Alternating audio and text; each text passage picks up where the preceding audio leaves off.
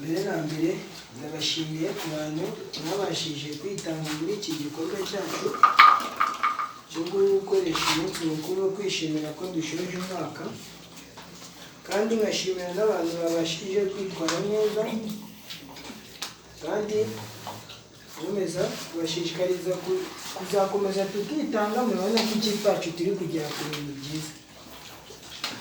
Ubwo turi mu munsi mukuru sinabura kubibutsa ko tugomba gutanga n'umusanzu.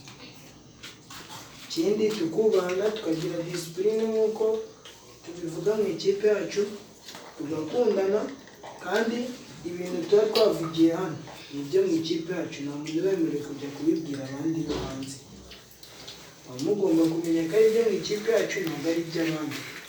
Kandi ikindi twubahane, tugire disipurine, twubahe ababyeyi, dukundane, twubahirize n'inshingano zo mu ikipe, twubahe na bagenzi bacu baturita n'abataturuta, kandi ntitukanajare. Twamenye ko mu byo twize uyu munsi kujarajara atari byiza. Duhame hamwe, dukore neza, ibyiza biri imbere. Kandi ikindi turashishikariza kwitabira imyitozo n'ibindi bikorwa bya ekipe, tukagira disipurine. Murakoze. Yego, murakoze.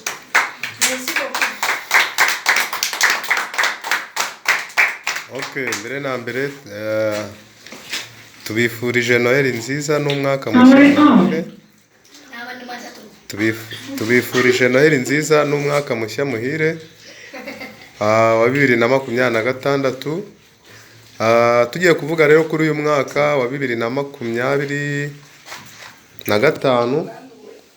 Twatangiye dufite ingamba nk'uko bisanzwe. Hari abana bashyashya bagiye biyongeramo. Umwaka ushize mukuru ntabwo twari turi kumwe, aba ba Rufani bari bahari n'abandi.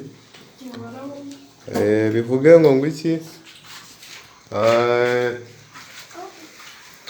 Twarakoze cyane.